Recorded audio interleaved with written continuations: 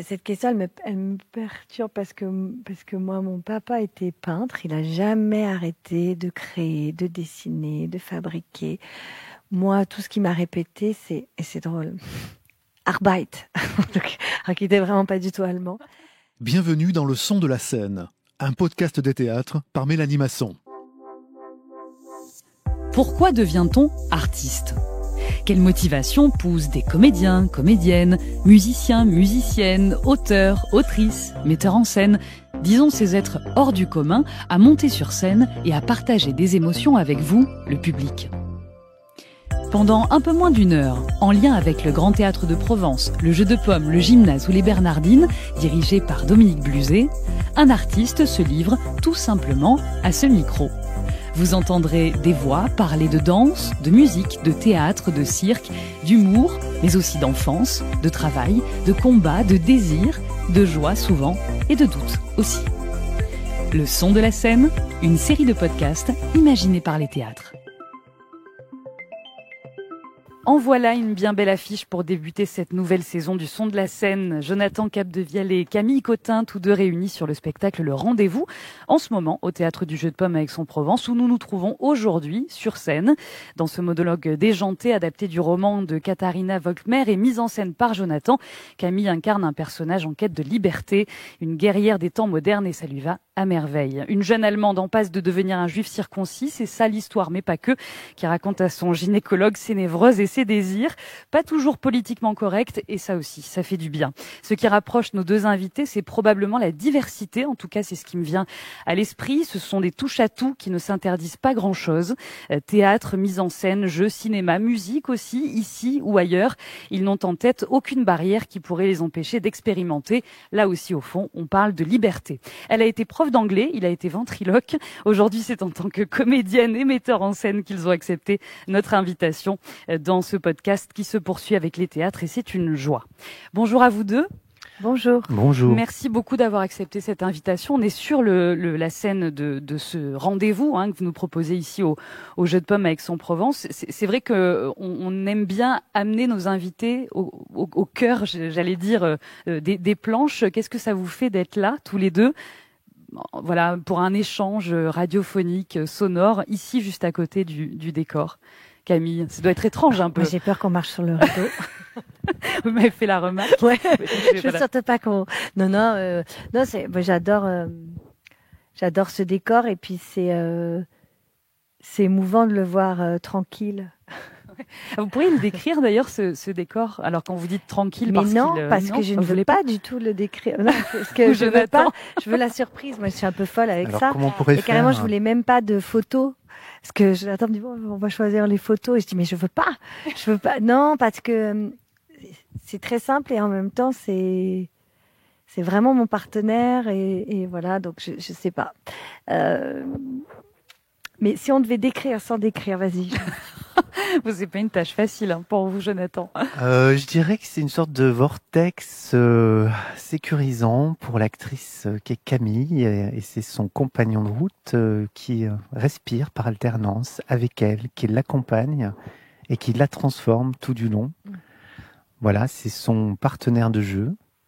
Je peux pas en dire plus, sinon que il a peut-être une couleur qui est violette. Là, vous en dites beaucoup, et que c'est du tissu, effectivement. Il y a tellement de nuances de violet. On va revenir à la scène, Camille. La dernière fois que vous étiez sur les planches, je crois que c'était en 2018. Bien ça ? Ouais. Vous avez dû être un petit peu nerveuse avant de... Vous êtes sûre ? Oui, je crois. Ok. C'était quoi ? Je me souviens plus exactement. Mais vous étiez nerveuse avant de remonter sur scène ou pas, du coup ? Vous êtes sûre que c'est 2018 ? Ouais, je crois. On peut vérifier si vous voulez. Remarque, ma fille, elle est née en 2015. Ouais, ça doit être ça, 2018. Il me semble. Oui, j'étais nerveuse. Oui. Puis je n'ai jamais été seule sur scène. Et pour moi, c'était assez... c'est quelque chose. Mais en fait, je suis pas seule. Grâce à la mise en scène de Jonathan. C'est ça qui est assez... Et puis, c'est vraiment un spectacle. C'est pas un seul en scène. Justement, de par ce décor, de par aussi le biais par lequel Jonathan a eu envie de raconter cette histoire, Puis d'ailleurs, je suis même pas seule parce qu'il a en plus introduit le fait que le docteur Seligman s'adressait à moi en direct. Ouais, on l'entend Oui, effectivement. donc je suis vraiment pas seule. Et voilà. Mais oui, il y a une. C'est saisissant d'inviter 400 personnes au silence. Mais en fait, c'est à l'écoute, À l'attention. Oui. à l'attention. Mm. Mais voilà, il faut avoir confiance en soi. Et ça, c'est pas toujours mon fort. Non, c'est pas toujours votre cas. Jonathan, comment vous êtes rencontrés tous les deux et comment ce texte est arrivé jusqu'à vous ou inversement? Alors moi, je connaissais Camille notamment à la télé et au cinéma.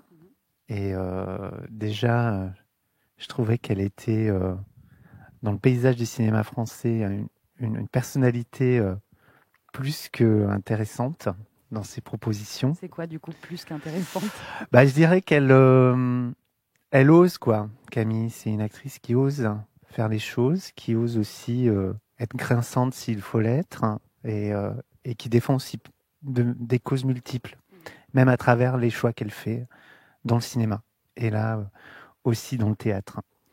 Donc après, on s'est rencontrés via, c'était quoi? C'était en visio. En visio.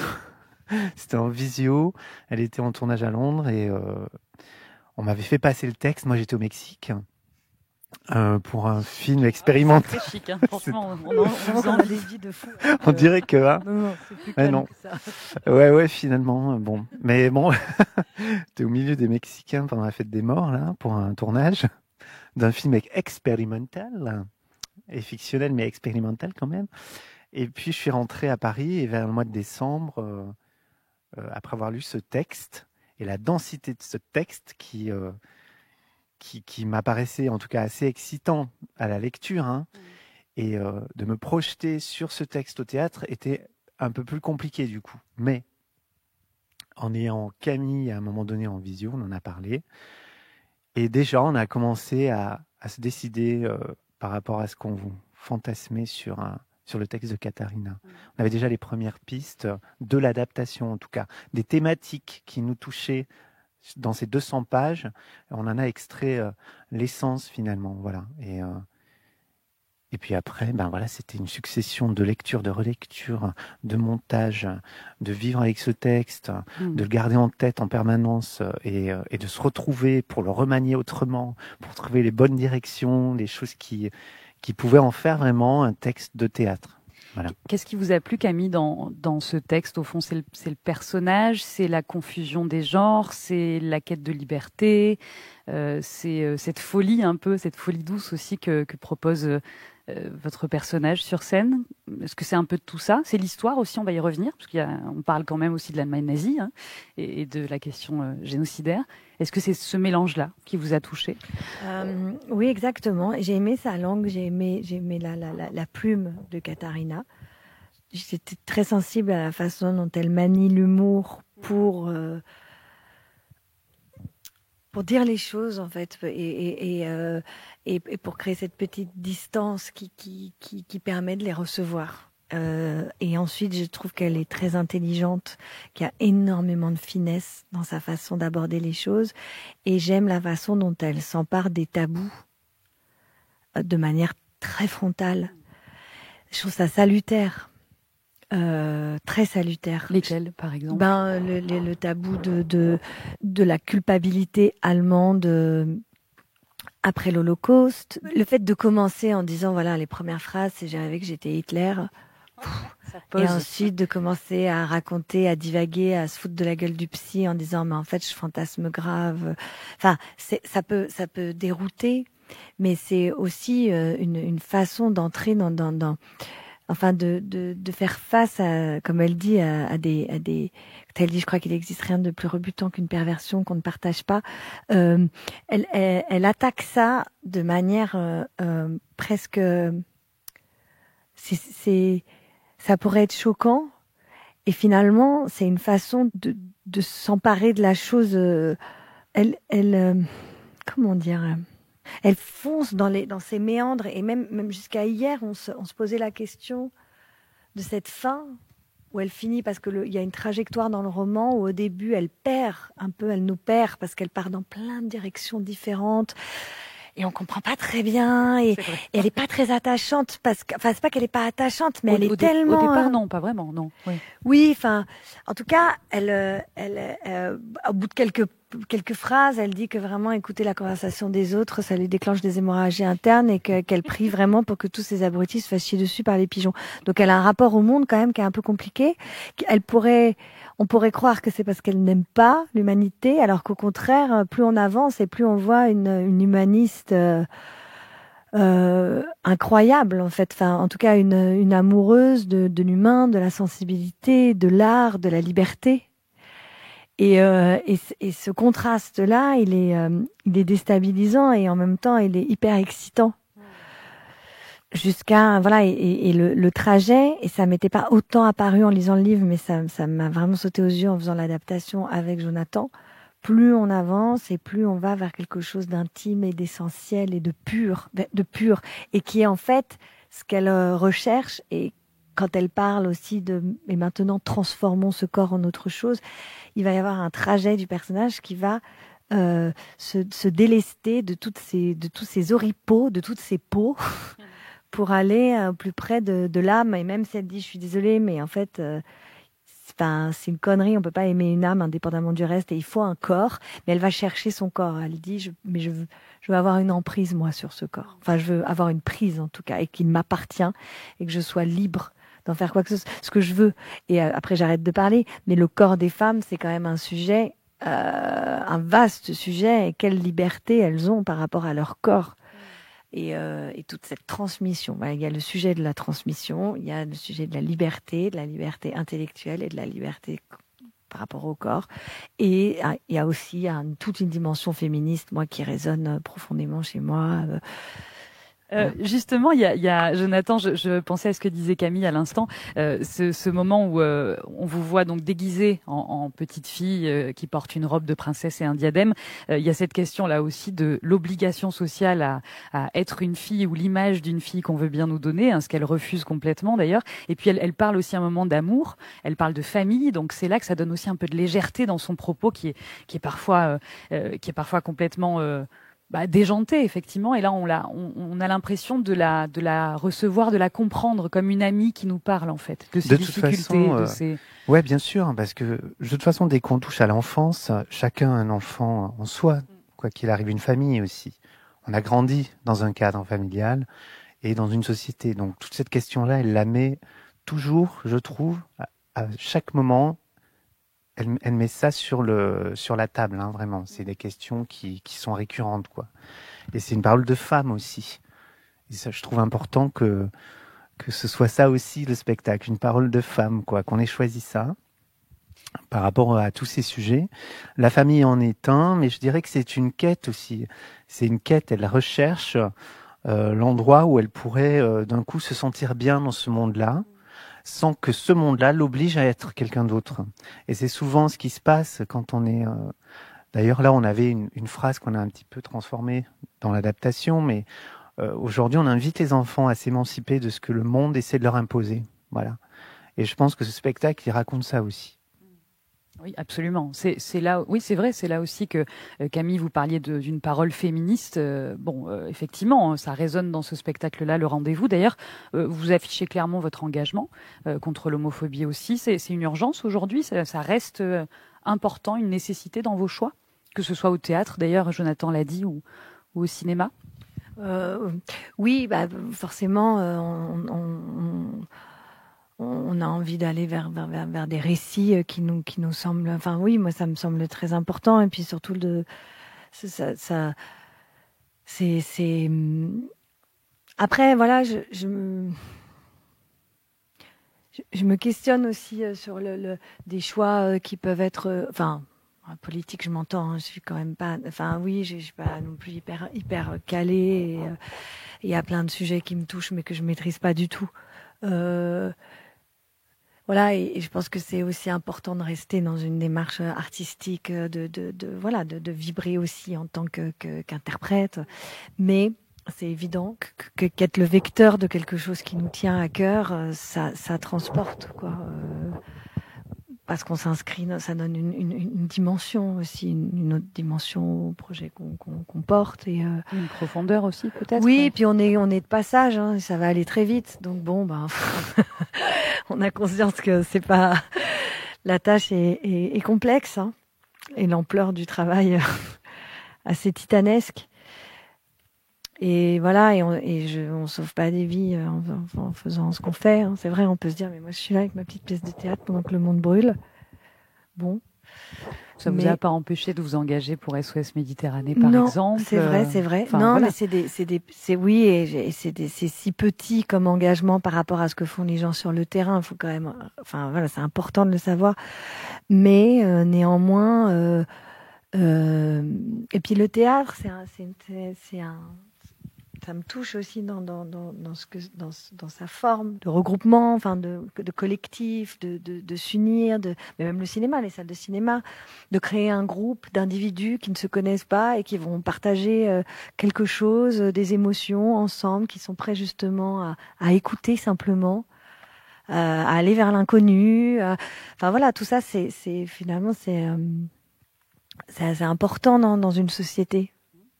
À être remué, à pas être indifférent aussi aux sujets qui nous entourent. Je pense qu'il faut pas s'endormir en fait, et ni dans le cinéma, ni dans le théâtre, ni dans l'art en général. C'est son rôle. Ni dans la vie d'ailleurs. Enfin, oui, dans la vie, mais le problème c'est on vit dans des sociétés qui nous, petit à petit, surtout aujourd'hui, essaient justement d'éteindre le feu qu'on peut avoir en nous, le feu qui nous permet aussi de résister aux choses, quoi. On essaie vraiment j'en sais rien, d'endormir un peu les esprits, là.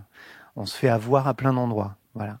Et même la démocratie est atteinte. Donc, et je trouve que la culture et le rôle de l'art à cet endroit-là, c'est justement de résister à ça et d'accompagner les gens sur ces sujets-là qui sont complexes. Et justement de pas fermer les yeux et justement d'éveiller en eux cette curiosité, ce dialogue avec ce monde. Et même de les interroger par rapport à ça, de créer une réflexion. Et c'est ce qu'on fait, par exemple, avec ce spectacle, avec Camille et toute l'équipe, quoi. À partir du moment où on a décidé de faire ce projet, on savait qu'il y avait des sujets qui étaient un peu brûlants. Mais je pense que les gens ont besoin de les entendre aussi, ces sujets-là. Parce qu'on est en train de mettre tout sous le tapis en ce moment. Donc non. Voilà. Le déni, c'est non. Voilà. Bah ouais. La surprotection, c'est non. Bah non. Bah non, ça nous va très bien. Camille, juste un mot sur aussi ce très beau mélange entre l'humour et le drame. Il y a vraiment quelque chose dans ce spectacle-là et dans votre personnage. J'ai l'impression que c'est un petit peu le reflet en tout cas de ce que vous avez essayé de faire dans votre carrière. Enfin, on va pas la remettre sur le tapis, mais bon, on passe de Connasse à 10%, le théâtre aussi beaucoup, hein, puisque vous venez du théâtre, des grands films, vous avez des rôles plus dramatiques. Est-ce que finalement, c'est pas un peu ça l'essence de ce que vous essayez de donner avec ce spectacle Le Rendez-vous? C'est un beau mélange, je trouve que ça fonctionne très bien. Moi, j'adore... Déjà, j'ai une reconnaissance infinie envers Jonathan d'avoir accepté parce qu'il me fait vraiment vivre des choses qui me manquaient, que j'ai jamais connues en tant que telles, mais qui étaient quelque chose, des choses auxquelles j'aspirais profondément. Et le travail sur le corps, mais c'est pas juste le travail sur le corps, c'est que le corps incarne un sens.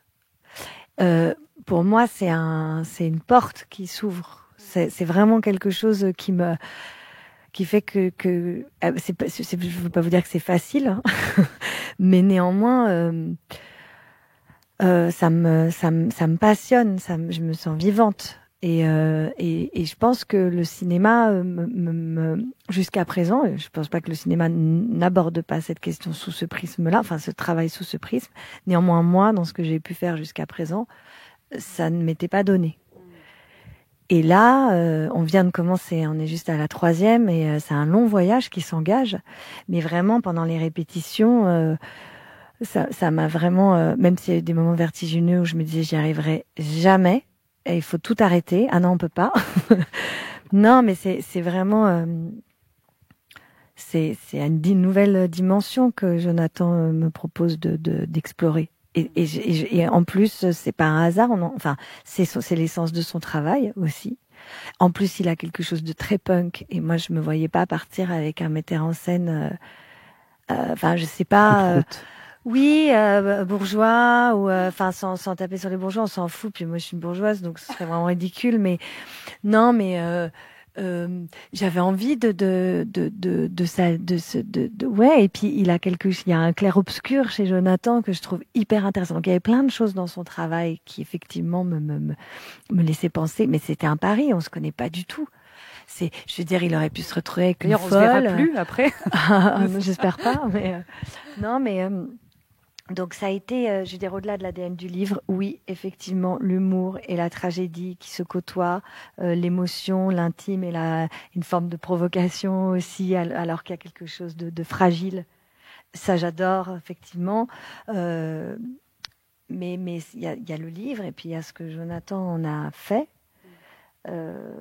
qui moi m'intéresse énormément, me nourrit beaucoup, m'enrichit. J'imagine que entendre ça, Jonathan, ça vous fait hyper plaisir. Et puis ouais, vous imaginez, j'imagine aussi, oui, non, oui, bien sûr. Mais c'est vrai qu'ayant vu le spectacle et connaissant bien le travail de Camille Cotin, elle se dévoile autrement. Enfin, et dans le corps aussi, ça doit être super en tant que metteur en scène de complètement. Et puis qu'elle a accepté ce challenge-là, parce que c'est vrai qu'on se connaissait pas, mais très vite. Je pense que ce qui nous a aussi très soudés, c'est la manière dont on s'est attaché à ce texte et à essayer de le détricoter dans tous les sens et de justement lui faire sortir tous ses sens, quoi. Et après, c'était la mise en forme de ça. Et on voulait pas tomber, et je pense que tu es d'accord avec moi, on voulait pas tomber dans un one-man show où tu vois une sorte de... Parce que ça pourrait aussi. Maintenant, il y a différentes formes de one man. On pourrait te mettre debout et sortir le texte comme ça, tout simple, avec un micro, et ça ne veut pas dire que ce serait pas bien. Voilà, il y a d'autres possibilités de l'interpréter, mais là, c'est vrai que je trouvais assez beau le dévoilement en fait progressif, c'est-à-dire que Camille, on la retrouve et ça va être ses jambes qui vont d'abord parler. Voilà, et puis après, ce sera une forme sous un rideau. Et puis progressivement, on la dévoile et on découvre ce garçon-fille, entre guillemets, qui porte aussi ce texte-là. Et c'est aussi ce que dit aussi le texte à un moment donné. Et tout ce qu'on a travaillé au niveau de sa présence physique au plateau. Parce que souvent, au théâtre, je trouve que le corps, il est souvent laissé un peu de côté. Voilà. Et là, au contraire, on s'est attaché à ce corps, au corps de Camille, à sa dynamique aussi. C'est une fille pleine d'énergie.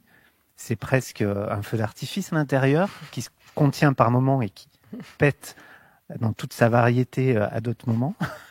Et c'est ça, quoi. En gros, et elle a aussi cette capacité à être aussi très sensible et très touchante, vraiment. Et à la fois très drôle la seconde d'après, quoi. Et je trouve que cette capacité de métamorphose soudaine, on l'a un petit peu, je dirais, travaillé, mais je trouve que c'est quelque chose qu'elle a. Mais avec ce spectacle-là, ça ressort d'autant plus. Je dirais, l'intensité de tout ça, quoi. De ce qu'elle peut faire avec le corps et avec sa manière d'interpréter ce texte. Qui en a finalement pas qu'une, au bout du compte. Parce que, à certains moments, on rit beaucoup, on est proche du one man, mais on n'y va jamais, quoi. Et on sait pas où on va. Et Camille, elle arrive, en fait, à nous amener sur un fil dont on ne sait pas où il va se terminer.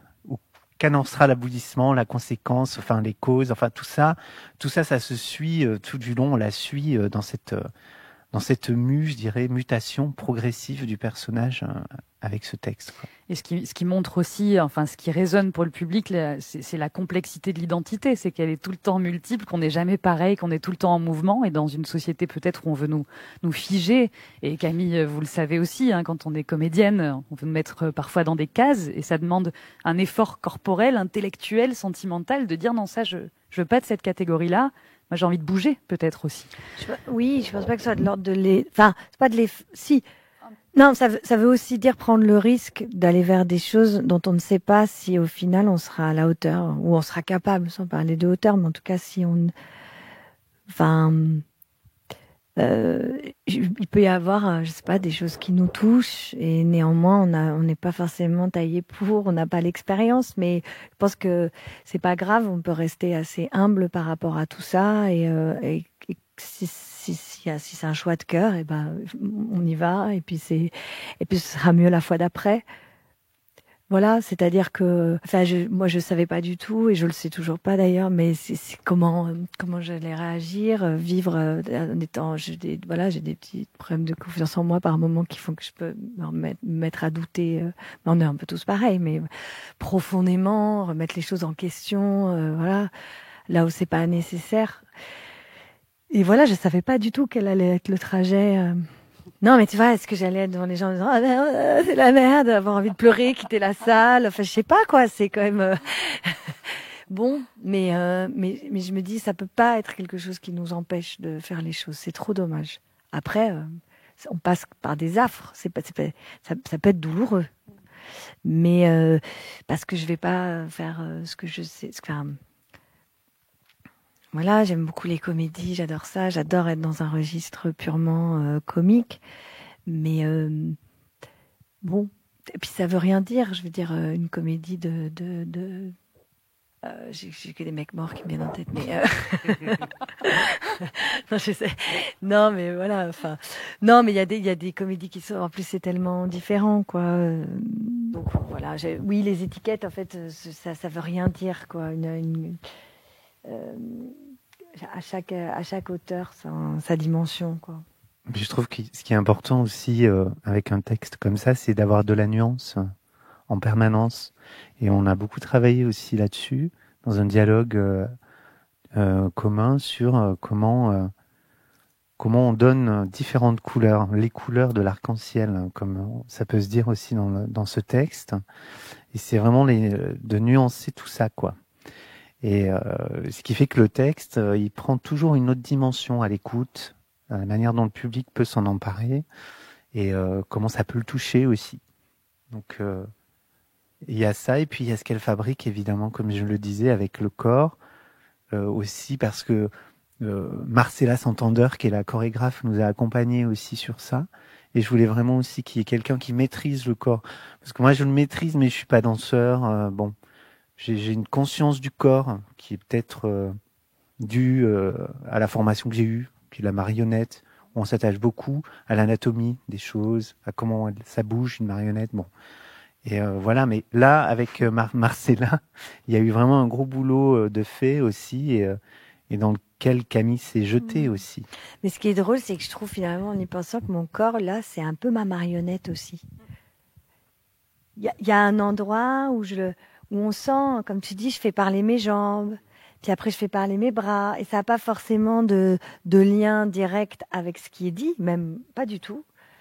Mais c'est un peu, on sent qu'on s'amuse à jouer avec ce corps et qu'il y a une dissociation. Enfin, c'est le principe de la dissociation, je pense.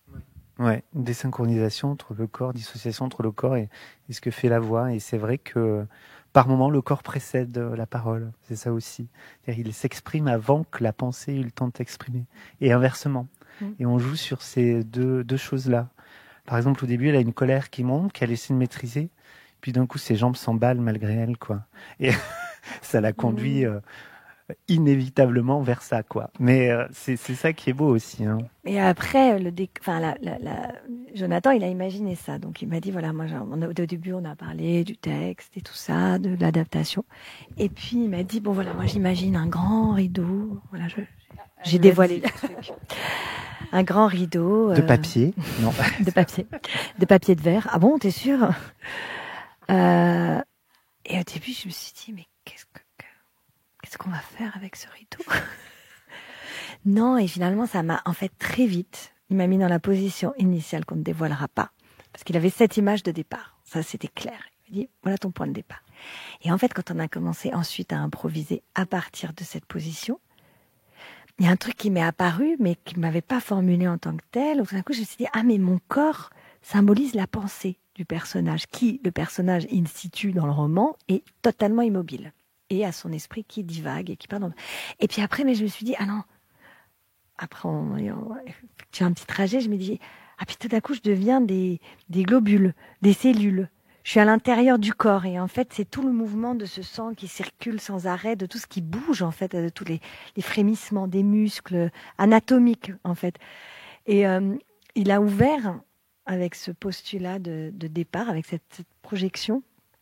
En tant que comédienne, je me rends compte, alors qu'on n'en a pas tant parlé que ça a immédiatement activé un imaginaire chez moi qui a fait aussi que j'ai pu me jeter dans sa proposition et rebondir. Et après, ce qui était marrant, c'était que tout ce que je proposais en impro, sans dire forcément, Jonathan voyait la même chose, quoi. Donc ça nous a mis à un endroit. Non, on aurait pu se rater grave, quoi. Tu le sais pas en fait, tant que tu commences pas. Et il y avait des moments où je me disais, j'ai l'impression qu'on a 12 ans, qu'on est chez les grands-parents au mois d'août, dans un grenier dans un grenier, ouais, et que tout d'un coup. On a basculé dans la même dimension tous les deux et c'était pas gagné. Ben non. C'est gagné du coup, Jonathan. Ah oui, c'est plus que gagné, je dirais. Ouais, je suis très convaincu de ce qui s'est produit avec tout ça, quoi. Enfin, je suis à fond avec ça, quoi. Et je suis très fier de Camille et de comment justement elle a su à un moment donné être les différentes images de ce fantasme que j'avais avec ce texte et ce rideau, quoi. Et voilà, c'est un plaisir, quoi, vraiment. Non, c'est pas raté, là. Et puis... Non, mais après, ça veut pas dire qu'on dit, ah, putain, vous avez le spectacle, ça met tout le monde d'accord. Il y aura plein de gens qui peut-être diront, ah, moi, je passais quoi de mon côté? J'ai rien compris.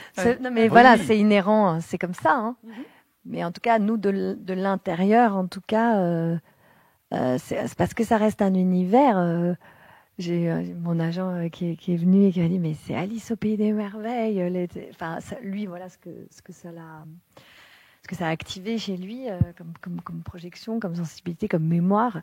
Et oui, on rentre dans un univers un peu merveilleux, un peu fantastique, qui fait un peu peur parfois, qui est un peu déroutant, l'univers du rêve, du tunnel, de la transformation, des proportions qui changent. Ce vortex-là, une espèce de porte magique vers des fantasmes aussi, en fait. Qui aussi Elle en parle d'ailleurs, des fantasmes.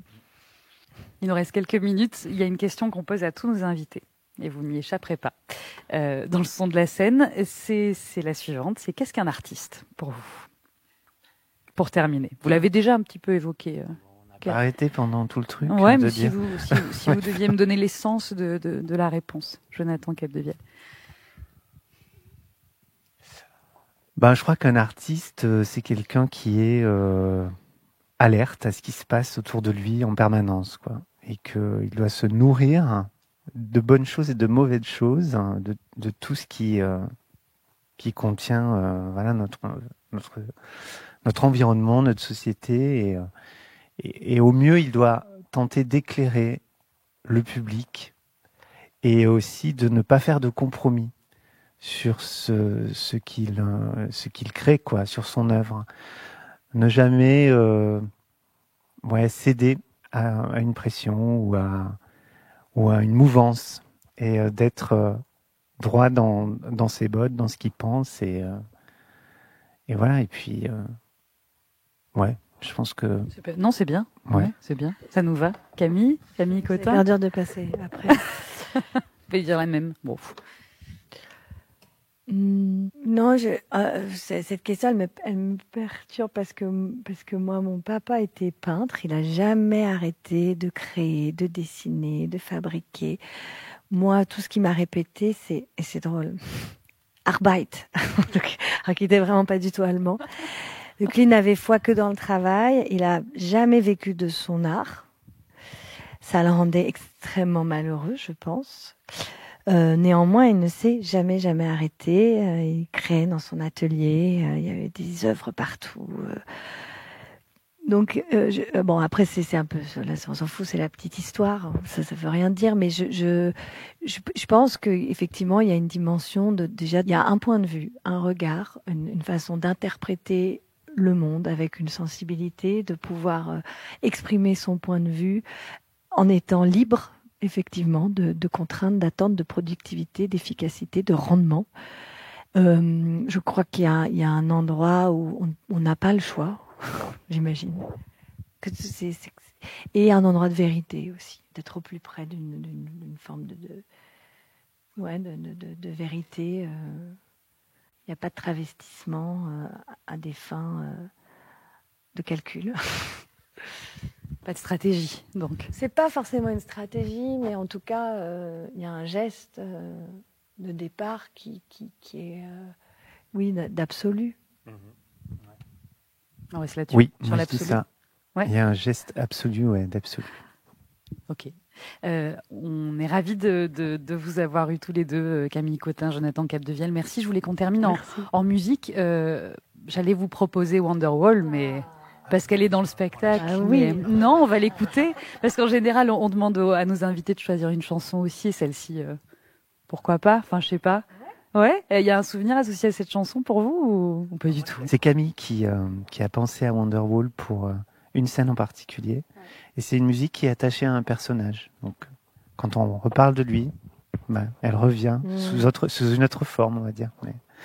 Et moi, c'est vrai que quand je vivais à Londres, parce que comme l'auteur, j'ai vécu à Londres, adolescente, et c'était, on adorait cette chanson, quoi. On écoutait beaucoup cette chanson, et donc comme la scène se déroule dans le pub, à un moment, est venue l'idée, effectivement, la rencontre de ces toilettes au fond du pub, et je me disais mais ce serait génial si on entendait en fond, parce que c'est hyper populaire, quoi. C'est des chansons qui passent en boucle à la radio.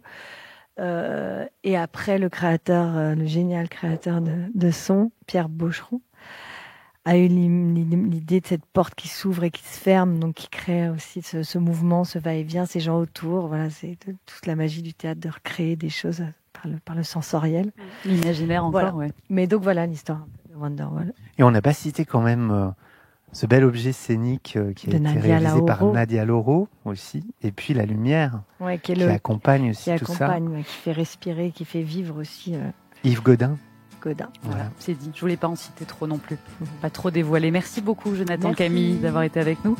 Le son de la scène se réécoute sur toutes les plateformes, évidemment. C'est un projet porté par les théâtres. On se retrouve pour un prochain épisode. À bientôt. Merci. Merci. Today is gonna be the day that they're gonna throw it back to you. By now you should have somehow realized what you gotta do. I don't believe that anybody feels the way I do about you now.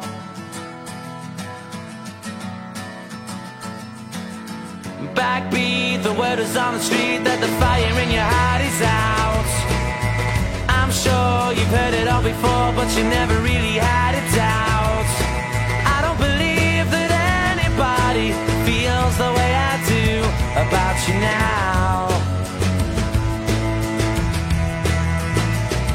And all the roads we have to walk are winding, and all the lights that lead us there are blinding. There are many things that I would like to say to you, but I don't know how. Because maybe you're gonna be the one that saves me. And after all, you're my Wonderwall.